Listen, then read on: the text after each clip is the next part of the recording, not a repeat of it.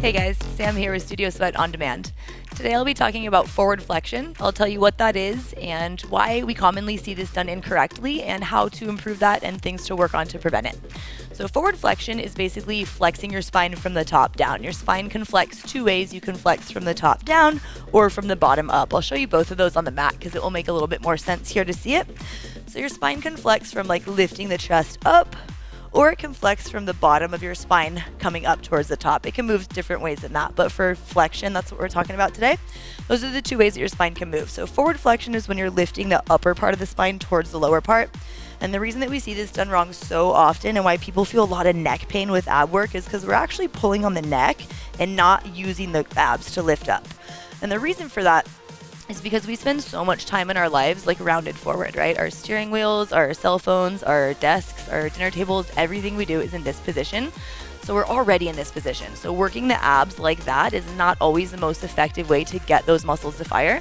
So I'm going to show you a couple other ways to strengthen those core muscles without having to put that unnecessary stress on your neck, and then also how to get ourselves out of this position and kind of work on creating more space here so that when we do that chest lift stuff, we're not feeling all neck. So we'll start with alternative movements that are going to strengthen the core. So let's go back down onto the mat. So you see a lot of exercises that are like lift your chest, and that's great, but there's so many other ways to work the abs. So the other way to flex the spine is from the bottom up, like a reverse crunch here. So this is working the lower layer of your abdominals. When we lift the chest, it's working the upper layer. You have your rectus and your transverse. Your rectus abdominis is a six-pack abs. Your transverse abdominis is underneath that, and that's what we're working. Those are like the deepest muscles of the core when you lift from the bottom of your spine up. So reverse crunches are great. You can do them with your legs bent. You can add like all kinds of variations here. I really like adding rotation to this because then you get rotation in the spine. And all of these are super intense core work, but they don't cause any extra stress on the neck. So reverse crunch variations are great. And then also like anything where your head is down, like simply just lowering and lifting the legs. It's not simple. This is really tough to do. If you're bracing your core here and then using those abs to pick back up, we don't necessarily have to be lifted while we do that to work the core. And if you can do this without feeling any stress on the neck, that's great. But I know most clients, most members experience a lot of neck pain. So those are some good options. And then another really great position to work the core. This might not seem like core work, but this quadruped, we call it, hands and knees. Anything where you're removing points of contact from the mat, right? So I can move one point of contact, I can remove two. When we do that, the body wants to sink into those supporting joints. So it's forcing the whole core. Your core is a cylinder. It's the whole entire trunk of your body. All of these muscles are core. It's not just your abs.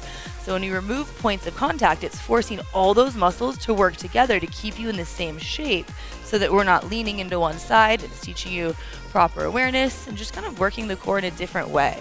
So those are some great ways to strengthen the core muscles without having to put that unnecessary stress on the neck. The last thing that I want to show you guys is some things that we can do if you notice that you have this really rounded posture, because most people do. So in that case, we don't necessarily want to do exercises where we're rounded over or where we're lifting the chest up. What we want to do is the opposite. So here's some examples of that. Anything prone, we call it lying down face down, a prone position. So even just like lifting up an inch, right? Like our bodies hate this position. They're really not good at it because we're used to being in the opposite position. So things like this does not have to be a huge range of motion. Anything where you're moving like the arms around, you'll see a lot of these type of exercises in my Pilates workouts and in a lot of our other mat workouts in our library. Anything in this position is super good because what it does is it stretches out these front body muscles that get really short and tight from rounding over, and it strengthens the opposite muscles, and that's what we need to get our bodies out of this position. When we're like this all the time, we get stuck like that. And that's why when you see people like elderly people, they're walking around like this, and it's not because of age, it's because we don't move our bodies in all the ways that they're capable of moving. So if an exercise feels uncomfortable or limited for you, it's usually a sign, unless there's an injury involved, it's usually a sign that that's something you need in your life. So anything in extension in that lying down position is going to be really good to work on the opposing muscles. So that's all I've got to say today about forward flexion. And for more core exercises or more mat Pilates exercises to work on your posture and strengthen the core, check out our on-demand library on Studio Sweat On Demand.